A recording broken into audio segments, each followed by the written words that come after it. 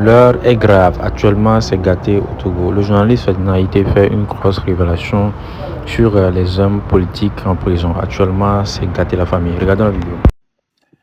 Alors, avant d'entamer cette rubrique consacrée aux camarades, aux confrères qui sont en détention au Togo, je voulais, en toute humilité, interpeller un certain nombre de nos compatriotes. Nos compatriotes qui sont sur la toile et qui font de la sensibilisation et de la conscientisation à travers les lives pour que les Togolais puissent prendre conscience et se réveiller. En toute humilité, je le dis, je voudrais inviter chacun d'entre nous à arrêter les chamailleries. S'il vous plaît, arrêtez les chamailleries. Tout ce que vous faites n'arrange pas le combat que vous êtes en train de mener. Ça ne fait que le jeu du pouvoir. Ça ne vous détourne que des objectifs. Il faut que vous arrêtez les chamailleries. Les attaques par panel interposé, les guerres de personnes, il faut arrêter tout ça. Parce que tout ça, ça ne fait que le jeu du régime. Inconsciemment, on a tellement de choses sérieuses à faire pour passer tout notre temps ou le temps à se faire la guerre, à se taper dessus, à dire X, Y, Z et tout ça. Il y a certains combats qui ne valent pas la peine. Je ne suis pas sûr que parmi vous, il y a quelqu'un qui a été aussi attaqué que moi. Tous les jours, les gens déversent des choses sur moi. Je ne réponds jamais. Je ne dis pas que je suis un modèle. Mais quand vous êtes dans un combat, comme ce qu'on est en train de faire, les gens vont vous attaquer de tous les côtés. Mais c'est à vous de prendre de la hauteur et d'avancer. Parce que l'objectif des gens, c'est de vous détourner de votre objectif, de votre lutte. Aujourd'hui, quand vous tapez dessus, vous passez tout le temps à vous faire la guerre, tout ça. C'est le dictateur qui se frotte les mains. C'est le dictateur qui est content, il se dit, ah voilà, entre eux, ils sont en train de se bagarrer. Vous imaginez que si moi, je devais prendre mon temps à répondre aux gens, je ne ferais même plus de live. Je ne vous apporterai plus d'informations. Mais comme j'ai eu une culture de combat assez solide depuis des années, je sais que ces choses vont arriver. Donc, il faut ignorer ces choses-là et avancer. Il faut être au-dessus de la mêlée et avancer. Donc, tous ceux qui sont dans le combat, à travers des lives de conscientisation, il faut que vous reveniez à l'essentiel. L'essentiel, c'est Faure Gnassingbé qui veut augmenter le prix du carburant. L'essentiel, c'est Faure Gnassingbé qui ne fait pas les routes. L'essentiel, c'est Faure Gnassingbé qui ne veut pas partir. L'essentiel, c'est Faure Gnassingbé qui garde Madame Nyakade, les Omolou, les affections en prison. Le plus important, c'est Faure Gnassingbé qui ne fait pas de compte de la gestion qu'il fait du Togo aux Togolais. Donc, en vous tapant dessus matin, midi, soir, vous gagnez quoi? Qu'est-ce que vous gagnez dans ça? Vous ne gagnerez rien. À la fin, vous allez vous discréditer tous. Je sais qu'il y a des gens, de temps en temps, qui vous appellent, qui vous demandent de calmer le jeu, d'arrêter. Mais vous continuez. Pourquoi vous faites ça? Vous gagnez quoi dans ça? Donc, il faut arrêter tous ces panels de chamaillerie. Parce que vous déroutez la population. Aujourd'hui, le seul moyen pour les Togolais de s'informer, c'est la toile. Donc, quand vous envoyez des querelles comme ça dans l'opinion, les gens sont désarçonnés. Vous-même, vous détruisez un travail que vous faites depuis des années. Je vous dis, je donne mon exemple. Vous entendez tout ce que les gens racontent. Est-ce que j'ai une fois répondu à quelqu'un? Parce que ces gens-là, leur objectif, c'est de nous détourner de nos objectifs. C'est de nous détourner dans la boue. Et donc, moi, je vous ai dit, chaque semaine, je vais chercher mes informations. Je travaille avec mes équipes. Je donne l'information. Je repars. La semaine prochaine, je ramène encore d'autres informations. Ce qui est dit sur moi, je n'ai rien à foutre de ça. Il faut parfois être stoïque. Il faut prendre les choses comme ça. Donc, c'est une exhortation. Je ne suis pas en train de vous donner des leçons ni des injonctions, mais je vous supplie, je vous exhorte à tourner la page des problèmes personnels. Il y a certains combats parfois, c'est la nature et Dieu qui s'en charge. Ce n'est pas que vous n'avez pas les armes. Moi, j'ai des armes pour mener certains combats. Mais ces combats-là, je ne vais pas les mener maintenant parce que ça va me distraire. Donc, le temps et la nature vont s'occuper de ça. Il y a certains combats, c'est la nature et le temps qui s'en occupent. Donc, il faut savoir gérer tout ça et avancer. C'est vrai que parfois, quand on t'accable de certaines choses, ça fait mal, mais il faut savoir gérer ça et avancer.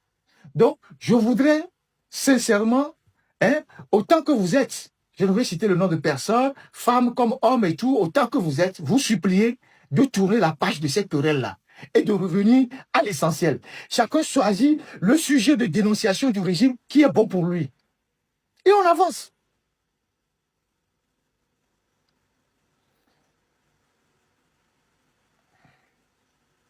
Merci infiniment de votre écoute. J'espère que vous avez entendu. C'est une exhortation, hein, franchement, c'est en toute humilité que je vous le dis. Voilà. Fort Gnassingbé, depuis 21 ans, il fait peser les taxes sur les Togolais. Il refuse de lutter contre la corruption qui engloutit des milliards. Il refuse de diminuer le train de vie de l'État et il fait tout subir par le peuple. Il remet tout sur le peuple. Et la dernière fois, je vous le disais, pour les EVALA, ils ont demandé que chaque société d'État donne de l'argent. La Lonato, par exemple, a donné 200 millions la dernière fois pour les EVALA. 200 millions. Et à la fin des EVALA, rapidement, ils ont créé un nouveau produit pour les dimanches pour pouvoir renflouer les caisses de l'État. La Lonato seule a donné 200 millions pour les EVALA. Vous imaginez? Et dès qu'ils ont fini les EVALA, ils ont demandé à la Lonato de lancer un nouveau produit les dimanches pour renflouer les caisses de l'État. La CET, qui est déjà en difficulté, la CET continue de débloquer de l'argent pour des choses qui n'ont rien à voir avec sa mission. Tenez-vous bien, le mois d'avril passé, lors du défilé militaire du 27 avril, le box dans lequel Ford reste, la vitre blindée, où lui-même il reste avec les invités d'honneur, tout ça, ils ont dit il faut climatiser ce box-là. Il faut une climatisation spéciale de ce box-là. Et vous savez combien ils ont pris dans les caisses de la CET, alors que la présidence a déjà un budget. La présidence a un budget. Ils ont demandé à la CET 100 millions. La CET a mis à disposition 100 millions pour acheter du matériel, pour climatiser ce box-là, pour un défilé de 2 heures de temps.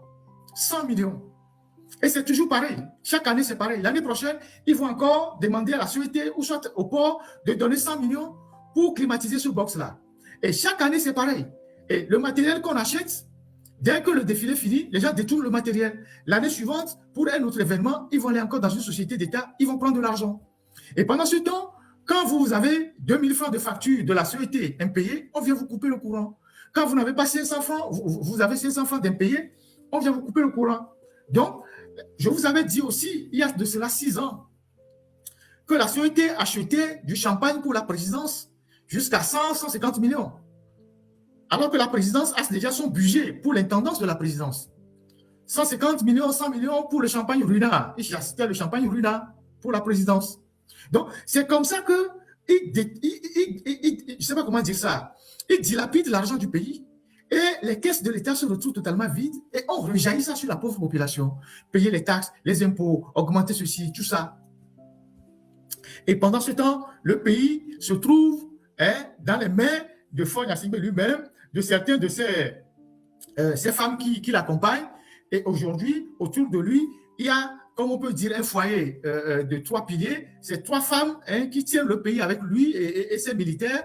Et ces femmes-là, vous avez Ingrid Awadé. On a déjà suffisamment décrit son réseau, le réseau d'Ingrid Awadé, qui part de la Caisse nationale de sécurité, la Lonato, la santé, le gouvernement où elle a placé ses gens, les investissements, la SGI, tout ça c'est pour une seule personne. L'hôpital Dr Lafia, ça c'est pour une seule personne. Et donc, avec tous ces réseaux qu'elle contrôle, elle arrive à tenir en laisse certains officiers supérieurs à qui elle donne de l'argent pour leur fidélité au régime et tout ça. Donc, elle a son réseau qu'elle nourrit, elle cultive la fidélité, la brasserie, merci. Vous avez de l'autre côté Sina Lossor, qui est à l'autre le gouvernement, avec tout son réseau aussi, assez discrète elle, mais puissant par son réseau, avec Sami de Tové, les télécommunications, un certain nombre de dispositions, les services des passeports avec l'argent qu'on paye sur la plateforme des passeports, c'est son réseau qui gère ces fonds-là.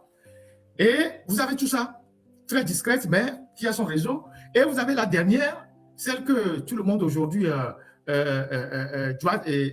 pointe du doigt, Sandra Johnson, qui est arrivée dans le système il y a à peine 6 ans ou 7 ans, qui a gravi rapidement les échelons, qui est devenue l'une des femmes aujourd'hui les plus incontournables autour de Faure Gnassingbé, secrétaire général du PC,